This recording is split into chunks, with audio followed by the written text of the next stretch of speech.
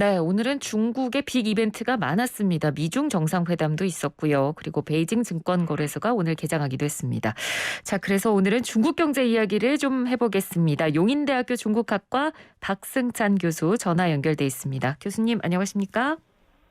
안녕하십니까. 네, 교수님 지금 상해에 계신다고요? 네, 그렇습니다. 지금 전교 예, 와 있습니다. 상해는 지금 분위기가 어떤가요?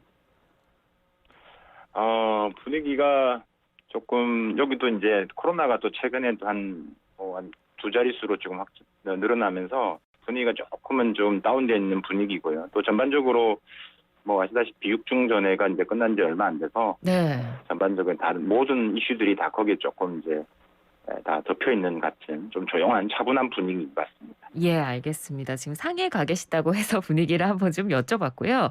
자, 일단 오늘 좀 네. 큰 일이 있었습니다. 오전에 미중 정상 화상회담이 이제 처음 있었는데 일단 오늘 네. 첫 번째로 있었던 양국 정상의 이 회담 어떻게 평가하실 수 있을까요? 일단 이번에 이제 3시간이 넘게 했는데요. 일단은 공동선언문은 이제 없는 걸로 좀 보여지고, 네. 이번에 의미가 있는 것은 일단은 기존에 이제 첫 번째, 두 번째는 전화 통화를 했는데, 이번에는 또 화상회담으로 했죠. 그것도 길게 했기 때문에. 네. 이번 회담이 이제 미국의 요청으로 진행된 게 큽니다. 때문에 음. 그만큼 미국이 더 많은, 즉 바이든이 더 많은 이야기를 했을 거라고 저는 개인적으로 판단이 되고요. 예. 처음에 인사할 때 좋은 분위기에서 시작은 했지만, 이제 그럼에도 불구하고 이제 두 나라 간에 지금 입장 차이가 워낙 분명한 게 많기 때문에 기본 원론적인 측면이 되지 않을까. 특히 이제 뭐 최근에 이제 뭐 이 정상회담 있기 전에 이제 양국 외교장관까지 또 이제 타이완 이슈로 해서 계속 기싸움을 했거든요. 그래서 네. 크게 이제 양국 간에서 대립, 그러니까 뭐 체제의 무공정성이라든지 인권, 민주 이런 부분에서는 대립적인 국면, 그다음에 뭐 반도체 기술 패권에서는 계속 경쟁 국면, 그다음에 기후 변화라든지 국회, 코로나 이런 부분에서 협력 이런 부분에서 평형선을 유지하지 않았을까라는 생각이 듭니다. 네. 이 좀 핵심 포인트를 두고 좀 뜨겁게 어제도 설명드렸다시피 지금 가장 이슈가 되는 게 지금 타이완 문제. 네. 세 번째가 아마 그러니까 중국의 약점을 계속 지금 공격을 해야 되는 미국 입장에서는 인권 이슈, 홍콩, 신강 위구르를 계속 들고 나올 겁니다. 네. 그런데 지금의 시기와 현재 분위기를 감안한다면 가장 핵심은 무엇일까 봤을 때 이 대만 문제와 타이완 문제와 다음 무역 이슈라고 보여집니다. 뭐 지금 뭐 타이완 이슈는 뭐 지금 미국이 대만에 전투기도 보냈고 미 연방 의원들이 또 타이완도 방문을 했지 않습니까? 네. 그러니까 그래 거기서 중국도 대응하는 차원에서 대만 해협에서 무력 시위도 했고, 그래서 이제 이런 부분에 대해서도 이제 중국 입장에서는 강력하게 논의 대상이 아니다라는, 즉 지금 협상 3시간 정도 중에서 앞부분에서 이제 이런 이야기를 주로 많이 했을 것으로 보여집니다. 그러니까 사정 공격을 미국은 이것으로 했을 가능성이 높다. 그리고 이제 후반부에서는 이제 무역 이슈를 더 다루었을 겁니다.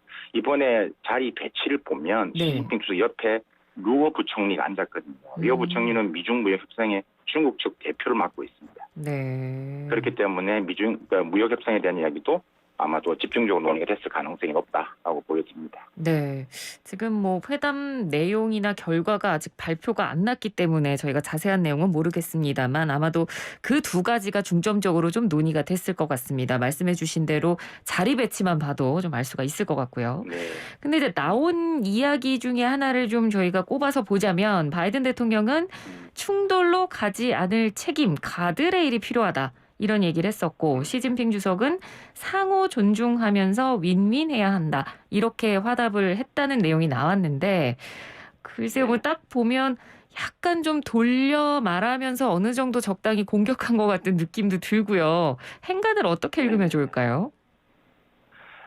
일단은 그 앞에서 말씀드렸다시피 사전 포격적인 의미가 있다. 그러니까 바이든 대통령 입장에서는 일단은 가장 큰 화두인 지금 외교 안보 지금 충돌 이슈가 계속 있고, 그래서 군사 충돌 가능성이 계속 제기되고 있는 이 부분에서 서로가 이제 좁히지 않으면 가드레일을 벗어나게 되면 결국은 충돌이 생긴다. 그걸 피했으면 좋겠다라는 부분들인 거죠. 네. 바꿔 말하면 이 말의 뜻은 미국은 계속 중국의 약점일 수도 있고, 뭐 지금 타이완 이슈뿐만 아니라 다른 인권, 민주 이런 보편적 가치로 계속 공격을 하겠다라는 것을 이야기를 한 거고, 뭐 회담 전에도 이미 미국 그 그 언론 브리핑에서 이런 이야기를 했었습니다. 그래서 아마 이번 주 핵심 아젠다는 뭐 국제 질서에 대한 위협, 그러니까 이 타이완 이슈를 이야기하는 거겠죠. 그래서 타이완에 대한 도발적 행위에 대해서 계속 이야기를 압박을 하겠다라는 이야기를 이제 했던 부분들이고, 네. 시진핑 주석 입장에서는 상호 존중, 윈윈이라는 부분들은 그러니까 결국은 미국이 중국의 내정 간섭을 간섭해서는 안 된다는 걸 확인 이야기를 해놓고 돌려서, 예. 그러니까 하나의 중국은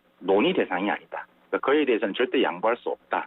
그러니까 간섭을 하지 말라라는 이야기를 지금 말씀드린 상호 존중, 당신들이 우리를 존중해주면 하지만 나도 당신들을 존중하겠다라는 그런 내면적인 뜻이 포함이 되어 있다라고 생각이 듭니다. 네.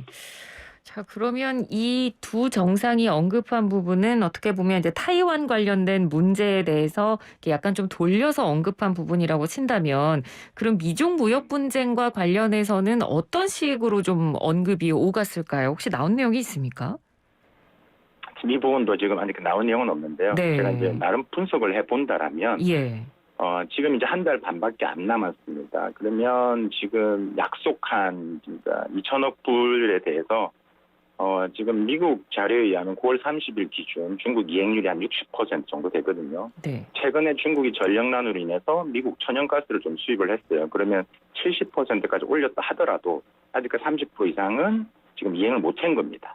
이 부분에 대해서 이제 어떻게 할 것이냐라는 건데, 사실 이 미중 간의 무역 일당 협상 내용을 보면 크게 네 가지입니다. 첫 번째가 공산품이죠. 네. 두 번째가 에너지, 세 번째가 서비스, 네 번째가 농산품인데, 공산품이나 농산품이나 에너지도 다 뭐 큰 문제가 없을 것 같습니다. 그런데 문제의 핵심이 뭐냐면 이 서비스 분야, 이게 그전 2017년도 대비 2021년 올해까지 지금 339억 불을 중국이 미국에 지불을 해야 되는데, 네. 여기에는 이제 지재권, 로열티, 금융 이런 부분이 들어갑니다. 예. 그러니까 이 부분에서는 중국은 절대 하지 않을 거라는 이야기죠. 그러니까 미국의 속내는 이럴 겁니다. 서비스 분야에서 그러니까 지재권, 로열티 부분은 돈을 달라라는 부분들이고, 중국은 지금 그 부분에서 이미 중국 내부에서는 기술 이전 강요 금지, 강화 관련해서 이미 관련 법규를 수정 완료를 했다.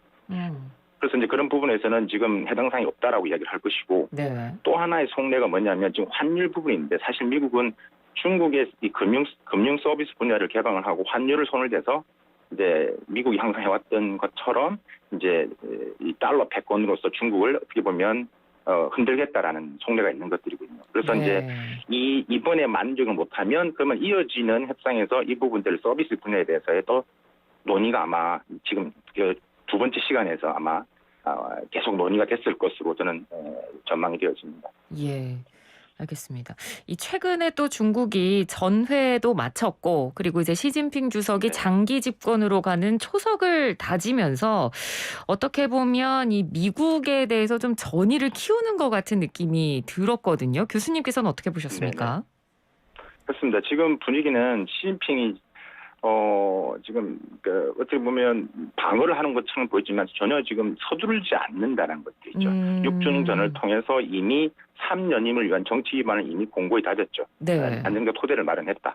그런데 지금 미국의 상황은 안 좋다라는 거죠. 중국 입장에서 봤을 때는. 예. 미국 물가 상승률 5%가 넘었고, 이 바이든 행정부 당선 초기엔 60%였던 국정 지지율이 지금 40% 가까이 떨어졌고, 그러니까 이제 경제적으로 힘드니까 지금 미국 입장에서는 중국이 지금 필요한 시점이라는 것을 중국은 지금 간파하고 있는 것들이죠. 즉 메이드 인 차이나의 제품이 필요하다는 것을 지금 인식하고 있다라는 것들이죠. 네. 그래서 거기다가 또한 지금 최근에 올 상반기 미국 기업들이 대중국 투자를 또 늘리고 있어요. 예. 그러니까 이제 바이든 행정부 입장에서 미국 기업들도 말을 잘 안 듣는다라는 것들이. 그러니까 여러 가지 상황이 지금 안 좋게 흘러가고 있다는 부분들이 있고. 그래서 결국은 한편 중국 입장에서는 이런 거겠죠. 지금 내수를 중심에서 더 이제 확장을 해 나가야 돼. 입장에서는 네.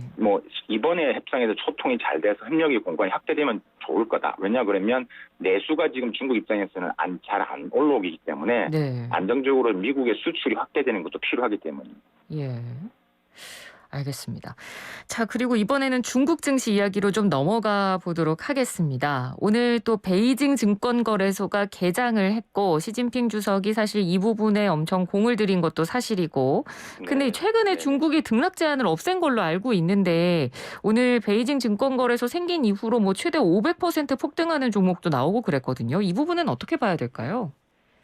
일단 베이징 증권거래소가 이제 개장한 게 어제입니다. 15일 날 개장을 아, 네. 했고요. 어제요. 네. 네, 네, 어제 했고 지금 이제 이 최대 등락폭을 어제 하루만 예외적으로 무한 등록폭을 허용을 했습니다. 하루만. 그러니까 예. 오늘부터는 이틀째부터는 30% 이제 등락폭을 두기 시작했습니다. 그러니까 이것도 이제 뭐 기존 상하이에 있는 커초항반이나 선전의 초항해반 이런 이제 하이테크놀로지 관련된 이런 혁신 기업들을 중심으로 하는 상대하는 기업 있어서 뭐 상하이나 선전은 상하 20% 등락폭인데 베이징은 좀 더 폭이 넓죠. 네. 그럼 이번에 그럼 왜 첫날 이렇게 무한 등록폭을 허용을 했냐라고 했을 때 결국은 뭐 홍보효과죠. 분위기를 띄우기 위한 것이다. 아. 그 이유는 또 두 가지로 아마 두 가지 분위기 홍보 효과를 아마 생각했을 것 같습니다.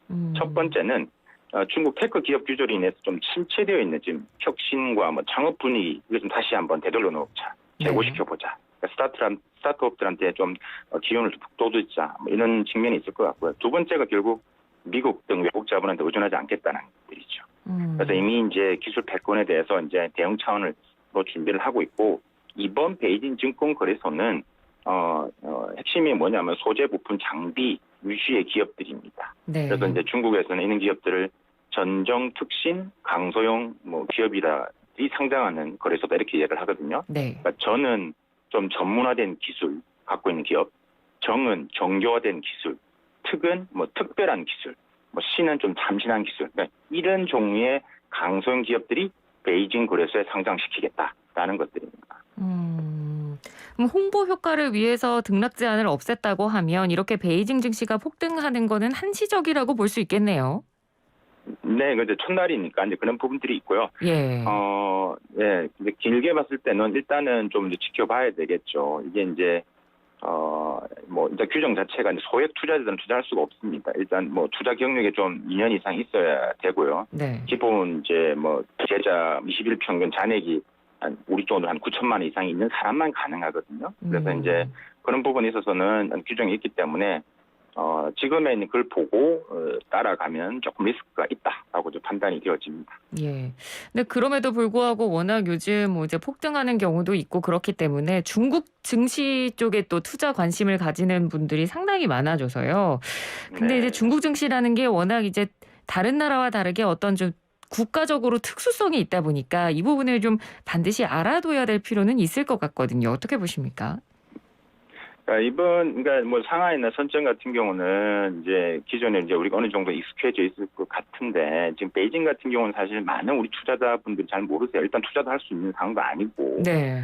그렇기 때문에 이번 베이징 증권에서는 좀 상황이 다르다. 그래서 그 이유는 일단은 물론 여기도 상장 조건이랑 있긴 하지만 큰 틀에서 보면 규모가 작은 아까 말씀드렸다시피 뭐 전정 특신 강소형 기업들 그래서 이제 매출이 많지 않더라도 R&D 투자라든지 우수한 기술력 뭐 제품 경쟁력이 있는 기업들도 상당히 가능하다라고 얘기를 하기 있기 때문에 네. 잘 모르고 접근하면 안 되겠죠. 예. 이번에 81개 정도 종목 자체가 어디서 왔냐면 뭐 그중에서 한 71개가 이제 중국에 있는 중소기업 장외거래 시장에서 가장 높은 단계에 있는 이 하이테크 기업들이 이제 옮겨온 거거든요. 아, 네네. 그래서 나름의 검증이 됐다라고 하지만 그래도 우리가 조금 더 이 기업에 대한 그다음에 또 이 기업이 뭐 말씀드렸다시피 주로 이제 반도체 이번에 이제 자동차용 반도체 설계 기업이 뭐 한 260 어제 같은 경우는 260% 이상 뭐 폭등을 했습니다. 네. 그러니까 이는 이제 중국이 지금 띄우고자 하는 산업들이죠. 그래서 이제 그런 건 방향은 맞는데 이 기업에 대한 부분에 좀 더 조사가 좀 있어야 될 것 같고 좀 학습을 좀 하시는 게 중요하다라고 말씀드릴 수 있겠습니다. 예, 알겠습니다. 오늘 말씀 잘 들었습니다. 고맙습니다. 감사합니다. 네, 지금까지 용인대학교 중국학과 박승찬 교수였습니다.